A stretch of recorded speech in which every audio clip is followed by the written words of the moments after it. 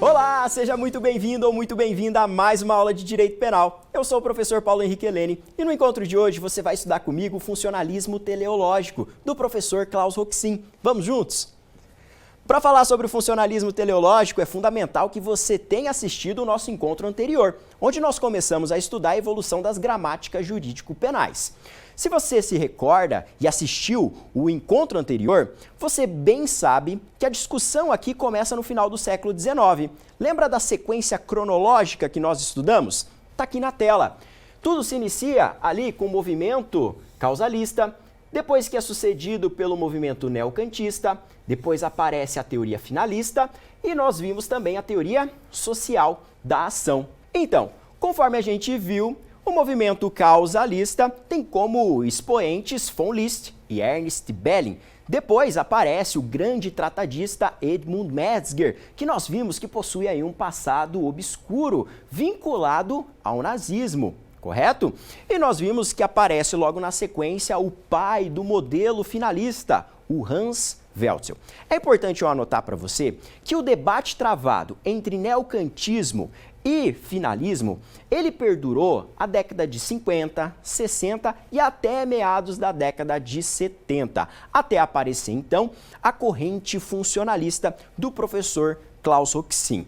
Nós vimos no encontro anterior, então, como estava estruturada a teoria do crime em cada um desses modelos, pautando sempre a teoria do crime no conceito de conduta. Vimos lá no encontro anterior que a conduta ali, por List, por Belling, aparece como um movimento corpóreo que modifica o mundo externo. Então, um conceito mecânico herdado da física newtoniana e que depois isso é reformulado ali pelo Hans Welzel, que vai definir a conduta como um comportamento humano, voluntário e consciente, dirigido a uma finalidade. E que depois a teoria social da ação, o Jeschek, por exemplo, o Wessels, por exemplo, eles colocam um atributo a essa conduta, dizendo que conduta é um comportamento humano, voluntário e consciente, dirigido a uma finalidade socialmente relevante. Beleza. Dito isso, então, nós revisamos basicamente o que vimos no encontro anterior. A partir de agora, nós vamos estudar o movimento, então, pós-finalista. E olha só, aqui no finalismo aparecem dois grandes nomes. Nós vamos ter de um lado o professor Klaus Roxin e de outro lado nós vamos ter o professor Günther Jacobs. O professor Klaus Roxin, ele vai aparecer vinculado ao funcionalismo dito como teleológico. Em alguns livros de direito penal, ele também é nominado como funcionalismo aqui moderado ou funcionalismo dualista. Enquanto isso, o funcionalismo que aparece em Jacobs, ele já é um funcionalismo sistêmico, normativista. A ideia do direito penal, no modelo funcionalista, está relacionado a se preocupar com a função do direito penal. Em Roxin, nós vamos ver daqui a pouco que a função do direito penal é a proteção de bens jurídicos. Ao passo que, na próxima aula, quando a gente estudar Jacobs, nós vamos ver que ele defende que a função do direito penal é o quê? É a estabilização da norma. Então, o nosso debate hoje vai se concentrar no professor Klaus Roxin. Vamos entender qual foi aqui, na verdade, quais foram as contribuições desse grande penalista, que eu tive a honra de conhecê-lo lá no ano de 2016, no período de tempo que eu estudei na Alemanha, na Universidade de Göttingen. Eu te mostro aqui até a foto que tem no meu perfil do Instagram. Aqui está o professor Klaus Roxin, lá na Universidade de Göttingen. Ele foi nosso professor, então tivemos uma aula magna com ele, onde ele apresentou como é que era o panorama da teoria dele, como é que está estruturada a teoria do delito, quais foram as suas principais contribuições. E não temos dúvida que o professor Klaus Roxin, ele é um grande nome, tanto no cenário alemão como europeu como um todo e também aqui no Brasil. Ele, só para você ter ideia, ele é o jurista mais influente em matéria penal na corte que equivale ao STJ aqui no Brasil. Lá na Alemanha, ele é o jurista mais influente do BGH, entendeu? Ele até recebeu uma carta, conforme contou para nós numa aula o professor Alaor Leite, uma aula que eu tive no mestrado na Universidade Federal do Paraná. Olha só, se você não me acompanha ainda no Instagram, então fica a dica, pode me acompanhar lá no @phln, siga lá. Se você estiver assistindo essa aula, me marca também, é muito legal essa interação que eu tenho aqui com vocês. Se você estiver gostando desse encontro, tiver algum feedback, pode me enviar lá no Instagram ou também comentar aqui no vídeo do YouTube, ok? Dito isto, vamos então entender como é que funciona a ideia do funcionalismo aqui teleológico. Olha só, a origem do funcionalismo se encontra na obra Política Criminal e Sistema Jurídico Penal, do professor Klaus Roxin, considerada como pedra fundamental dessa nova maneira de interpretar a teoria do delito e de compor as bases do sistema de imputação. Somente mais tarde, aqui, conforme é destacado pelo professor Paulo César Busato, diante do advento de outras tendências de funcionalismo do sistema penal, é que, com vistas à melhor identificação da postura de Roxin, se lhe passou a acrescentar o qualitativo de teleológico, tá bem? Então esse modelo teleológico, funcionalismo teleológico, está associado a Roxin. Nós vamos ver que existem outros modelos. Na doutrina você encontra o modelo sistêmico do Jacobs, que será objeto do próximo encontro, e também tem o modelo funcional reducionista ou contencionista do Eugênio Raul Zaffaroni, beleza? Então é possível que você encontre outras vertentes do funcionalismo aí nos livros de direito penal.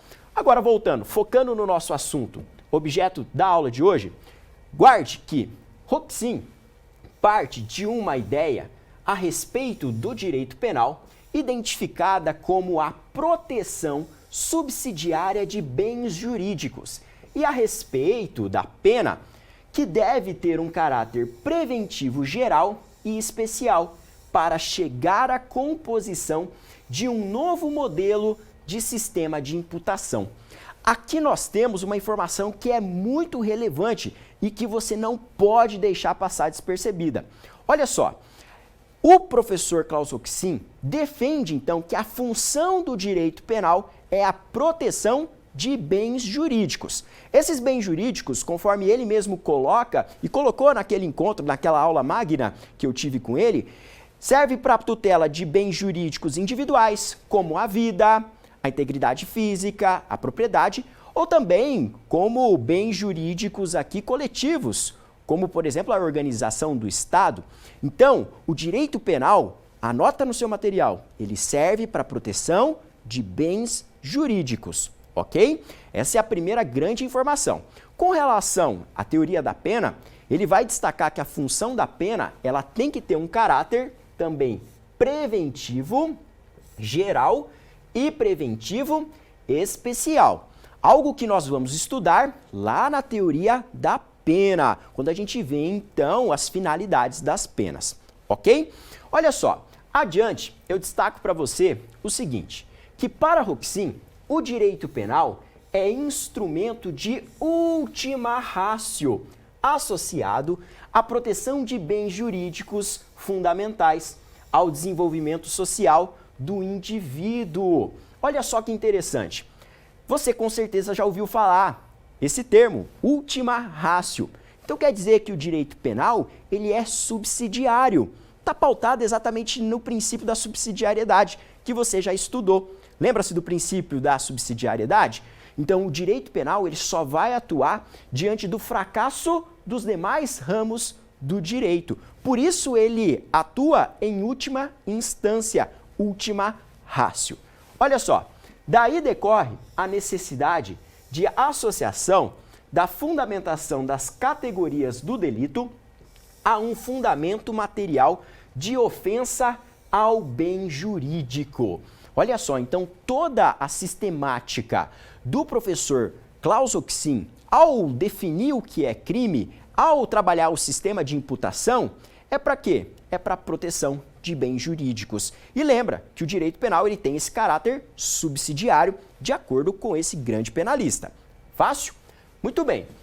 Olha só, conforme destaca o professor Klaus Roxin, e aqui eu trago para vocês um texto que foi traduzido pelo professor Alaor Leite, que foi publicado na revista aqui brasileira de Ciências Criminais. o próprio Roxin falando a respeito do panorama da sua teoria. Ele destaca que a finalidade do direito penal deve sofrer uma limitação ulterior decorrente da exigência político-criminal, segundo a qual apenas se pode ameaçar com pena aquelas lesões de bens jurídicos que não possam ser evitadas por meio de medidas menos incisivas. E aí ele coloca, por exemplo, ruídos perturbadores e estacionamentos em lugares proibidos estorvam igualmente a conveniência humana. No entanto, bastam para sua evitação as multas do direito administrativo sancionador, de caráter menor e sem o conteúdo discriminatório do direito penal. Para a compensação de violações contratuais simples, bastam as sanções do direito civil. Olha só que interessante, então. Esse ponto aqui que eu destaco da fala do professor Klaus Roxin traz bem a ideia do princípio da subsidiariedade, que o direito penal, conforme eu já disse, só atua diante do fracasso dos demais ramos do direito. Se, por exemplo, o direito administrativo, no caso aqui, administrativo sancionador, ao impor a multa, dá conta do recado, então a gente não precisa da intervenção drástica do direito penal. Se, por exemplo, o direito civil dá conta de resolver aquele conflito social, nós não precisamos utilizar a intervenção dracônica do direito penal. Compreendeu a ideia? E tem outro ponto aqui que é digno de nota, que é a seguinte questão. O professor Klaus Roxin, ele traz aqui para o estudo da dogmática penal a questão da política criminal. Então é mais um ponto que você deve observar no seu material. Não é à toa que eu destaquei aqui. A política criminal é deslocada para o papel de limitação da finalidade do direito penal. Beleza? Então você tem que guardar essas ideias aqui que nós podemos resumir da seguinte maneira. Primeiro, você já anotou no seu material, o direito penal, para Roxin, serve à proteção de bens jurídicos. É uma proteção subsidiária, correto? E também o Roxin, ele associa o estudo da dogmática penal ao estudo da política criminal, diferente do que ocorria no debate travado ali nos anos 50, 60 e início dos anos 70, onde você discutia somente dogmática penal, principalmente entre Edmund Metzger e o Hans Welzel. E não é à toa que essa discussão depois aí é citada como uma cortina de fumaça para ocultar o passado obscuro desses autores. Nesse ponto eu te recomendo a leitura de uma obra muito interessante, que é a do professor Munhoz Conde. E a obra tem o seguinte nome: Edmund Metzger e o Direito Penal de Seu Tempo, onde o professor ele traz ali o envolvimento do Metzger com o nazismo, o movimento ali que dominou a Alemanha desde 1933 até o fim da guerra, 1945. Ok? Feita essa observação aqui, esse parênteses, vamos avançar para a próxima página. Olha só, o professor Klaus Roxin, nós podemos sistematizar o conceito analítico que ele nos apresenta de forma tripartida. E ele define o crime como tipicidade, antijuridicidade, e ele também coloca aqui a responsabilidade como categoria do crime. Até então, eu tinha apresentado para vocês que o modelo de conceituação analítica predominante era tripartido, correto? Você bem se recorda. E é o modelo majoritário, onde você tem o crime definido como um fato típico, antijurídico e culpável. Recorda-se disso? Só que na vertente do professor Klaus Roxin, as categorias aqui, elas têm um outro nome. O professor Roxin, ele chama de tipicidade, a primeira categoria, e antijuridicidade. E elas formam o que vem a ser o injusto penal. O injusto penal. E o professor Klaus Roxin, ele não chama de culpabilidade a terceira categoria. Ele dá o nome de responsabilidade. Só que conforme nós vamos verificar daqui a pouco, essa ideia de responsabilidade não exclui a culpabilidade. A culpabilidade continua pertencendo a essa terceira categoria. Só que ela é somada a verificação da necessidade de aplicação de pena ao caso concreto, conforme eu coloquei aqui de forma pequenininha. Olha só, cuida de saber se o agente imputável é ou não merecedor de pena. Beleza? Então essa é a sistemática que você encontra na conceituação analítica do professor Klaus Roxin. Então guarda que crime para o Roxin é tipicidade mais antijuridicidade mais responsabilidade. Agora vamos entender o que temos de elementos, quais são as características dos elementos que compõem a tipicidade, quais foram as contribuições do Roxin dentro da tipicidade e depois o panorama da antijuridicidade e desse conceito de responsabilidade. Vamos juntos então. Olha só, aqui dentro da tipicidade eu destaco para você que os efeitos então dogmáticos eles têm base no princípio da proteção de bens jurídicos, que eu já repeti várias vezes de forma enfática para você. Diz o professor Roxin que o injusto penal não deve ser fundado sobre dados ônticos, tal como os defensores da teoria causal e final da ação propuseram. Então perceba aqui que ele vem para substituir o modelo anteriormente construído, entendeu? Por isso que o funcionalismo vem numa sucessão da evolução das gramáticas jurídico-penais, compreendeu? Olha só, ele deve, ao contrário, ser deduzido das condições normativas de uma proteção eficiente de bens jurídicos. E aí, o professor Klaus Roxin, ele bem sistematiza o que vem a ser a teoria da imputação objetiva. De acordo com ele, a teoria da imputação objetiva, fundada por mim, aqui ele falando, por isso que eu coloquei entre aspas, em sua conformação moderna e que se impôs amplamente na Alemanha e também no plano internacional, fundamenta um injusto penal na realização de um risco não permitido. Ela não é, ao contrário do que por vezes se supõe, um desenvolvimento ulterior da teoria da adequação, mas sim um princípio de imputação independentemente da causalidade. Então, olha só, dentro aqui do panorama da tipicidade, no plano da imputação, o professor Roxin ele traz uma grande contribuição. Ele é um dos grandes autores que bem sistematiza a teoria da imputação objetiva, que quer dizer o seguinte, em resumo, que para você atribuir o resultado a uma pessoa, atribuir a responsabilidade penal, você tem que verificar se essa pessoa, com o comportamento dela, criou um risco não permitido, ou seja, um risco proibido, e se esse risco se realiza no resultado. Sobre a teoria da imputação objetiva, nós temos uma aula específica aqui no canal. E eu vou deixar o card aqui relacionado para você ir lá e estudar essa teoria que é muito fantástica, muito sofisticada. E essa aula, eu destaco, ela tá baseada num livro denominado de O Panorama da Teoria da Imputação Objetiva, que foi escrito pelo professor Luiz Greco. E o Luiz Greco, inclusive, ele foi orientando do professor Klaus Roxin, tanto no mestrado como no doutorado. E hoje ele é coautor no Tratado de Direito Penal do professor Klaus Roxin. Então, naquela aula, você vai entender como está a sistemática da teoria da imputação objetiva, que eu destaco. Ela não foi criada pelo professor Klaus Roxin. Quem criou aí, quem começa a desenvolver ela, é o professor Karl Larens. Mas ela é melhor sistematizada aqui no direito penal pelo professor Klaus Roxin. Então vai lá depois e confere essa aula que, sem sombra de dúvidas, vai ser muito proveitosa, tanto para a sua vida acadêmica como para a sua vida prática. Além disso, o que mais o professor Klaus Roxin trouxe para nós de grandes contribuições?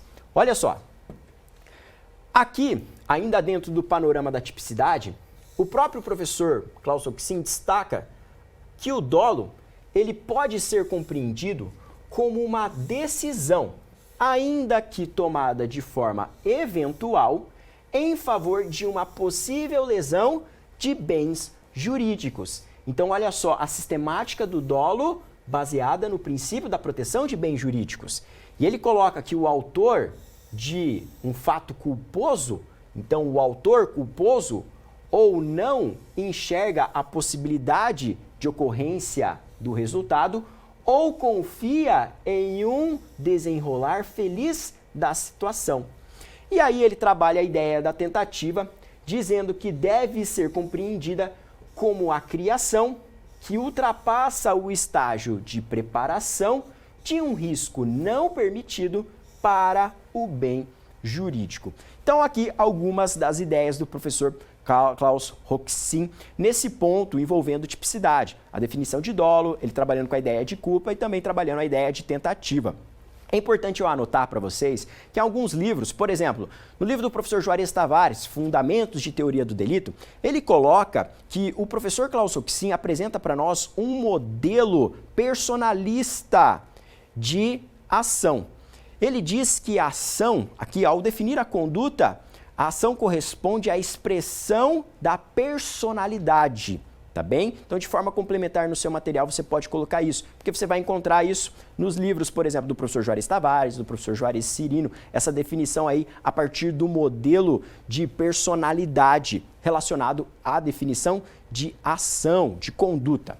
Olha só, adiante, outra questão que é muito importante e merece destaque é o seguinte, o professor Roxin destaca que a autoria não encontra fundamento. Ao contrário do que, em parte, pensa a jurisprudência alemã, até os dias de hoje, em uma vontade do autor, mas no domínio do acontecer lesivo ao bem jurídico, o chamado domínio do fato. Olha que interessante.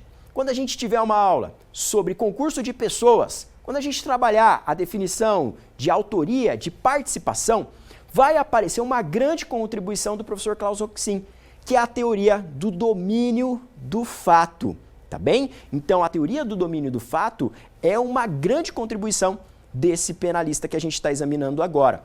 E olha só, ele diz que, todavia, também para a participação, a referência ao bem jurídico é essencial, pois aquela pressupõe uma lesão ao bem jurídico ocorrida sem o domínio do fato. Quando essa lesão falta, a contribuição é impunível. Na aula, então, específica com relação a concurso de pessoas, autoria e participação, para distinguir o que é o autor, o que é o partícipe, nós vamos estudar daí de forma profunda a contribuição do professor Klaus Roxin. Então, nós vamos ter um encontro específico para cuidar dessa temática tão importante. Adiante, nós encontramos aqui as características da antijuridicidade nesse modelo do funcionalismo teleológico. A antijuridicidade, nesse modelo, não se traduz simplesmente na contrariedade entre o ordenamento jurídico e a ação finalisticamente realizada sem amparo em causas de justificação. Então, não é uma ideia simples igual à da orientação do modelo lá do Hans Welzel, onde você tem a antijuridicidade como um comportamento não justificado. O Roxin, ele vai além e ele diz o seguinte, que a antijuridicidade, a ela cumpre o papel de resolução do conflito entre interesses sociais e interesses individuais, já que representa o campo no qual os referidos interesses entram em choque, como ocorre, por exemplo, na legítima defesa, onde o sujeito reage a uma injusta agressão, ou no estado de necessidade, onde o sujeito ele sacrifica um bem jurídico para salvaguardar outro bem jurídico. O professor ainda coloca o seguinte, que há uma pretensão da coletividade em ver punido o sujeito autor do fato típico e uma pretensão do próprio autor do fato típico em resistir a tal castigo, com base na afirmação da prevalência de seu direito à liberdade, dadas as peculiaridades do caso. Tranquilo? Então essa é a dimensão de antijuridicidade que vai aparecer em Roxin. E para a gente trabalhar a terceira categoria, onde você teria tradicionalmente a culpabilidade, nós temos aqui o seguinte, que a culpabilidade, ela não se resume a um mero juízo de reprovação. Ela sofre uma completa remodelação, sendo substituída pela categoria da responsabilidade, o que eu destaquei para vocês no outro momento aqui desse encontro. Olha só, assim entendida a possibilidade de responsabilização penal segundo critérios funcionais da pena, ou seja, trata-se essencialmente de uma avaliação do merecimento da pena. Então o Roxin, no panorama da culpabilidade, ele muda o nome da culpabilidade. Ele passa a chamá-la de responsabilidade. Só que ele não ignora tudo o que já foi construído, a questão da imputabilidade, da potencial consciência da ilicitude, da exigibilidade de conduta diversa. Mas ele acrescenta mais um dado, que é a verificação da necessidade de aplicação de pena ao caso. Vê se o sujeito ele merece receber a pena, entendeu? Por exemplo, aqui no Brasil, alguns autores amparados nisso desenvolveram a ideia do princípio da bagatela imprópria, que é você verificar se a pena é aplicável naquele caso concreto. Então, perceba, dependendo da situação, você tem um fato que nasce relevante, mas a pena torna-se insignificante. Em alguns livros de direito penal, então, aparece esse conceito de bagatela imprópria, que vem a ser o caso, por exemplo, do perdão judicial. Perceba um exemplo aqui. O pai, então, que acaba matando o filho de forma culposa, ele provoca um fato relevante. Todavia, a própria vida ali, toda a sistemática do destino acabou sancionando o pai. Imagina esse pai durante a audiência, né, traumatizado, falando para o juiz: seu juiz, eu daria a vida no lugar do meu filho, tá bem? No momento que eu pratiquei aquele ato, não passou na minha cabeça que eu poderia ir matar meu filho. Você tem a responsabilidade por homicídio culposo aqui em pauta. E aí o juiz percebe que a pena naquele caso torna-se desnecessária. Então, pode aplicar nesse tipo de situação o perdão judicial, que é uma manifestação do princípio da bagatela imprópria, que é sistematizado a partir dessa orientação aqui do professor Klaus Roxin. Beleza? Então, mais um parênteses aí para você ficar mais contextualizado a respeito dessas contribuições. Então, conforme eu destaquei, coloca-se aqui que não se despreza a culpabilidade como categoria. A culpabilidade ela passa a ser um dos componentes da responsabilidade, ao lado da necessidade de pena. Então, as contribuições que nós já tínhamos referentes à imputabilidade, potencial consciência da ilicitude, exigibilidade de conduta diversa, continuam. Você só acrescenta essa questão do merecimento da pena. Então, em resumo, olha aqui no quadro. A gente pode destacar que no plano da tipicidade, grandes contribuições do professor Roxin aparecem ao trabalhar com a imputação objetiva, e grandes contribuições no panorama da responsabilidade aparecem aqui com a verificação da necessidade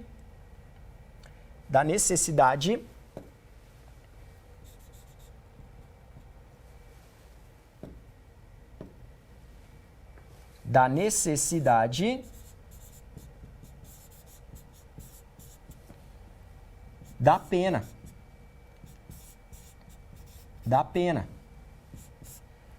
Somado, é claro, a questão da culpabilidade. E além disso, como a gente viu, né, aparece a grande contribuição dele com relação à distinção entre autoria e participação, tá na teoria do domínio do fato. Compreendeu isso? Então, eu não tenho dúvidas que se você compreendeu tudo o que a gente viu nesse encontro, você está apto aí a enfrentar qualquer questão a respeito do funcionalismo teleológico do professor Klaus Roxin. Eu espero que você tenha gostado muito desse encontro e que você continue acompanhando as aulas aqui do canal. Deixa seu comentário, esmaga um like e aí diga se essa aula foi efetiva para você, se você aprendeu muito nesse encontro, o que acha do professor Klaus Roxin. Vou ficar muito feliz em ler o seu comentário aqui embaixo. E até a próxima aula, onde nós vamos avançar no estudo da evolução das gramáticas jurídico-penais, onde nós vamos entrar efetivamente no estudo do funcionalismo sistêmico do Günther Jacobs. Espero lá!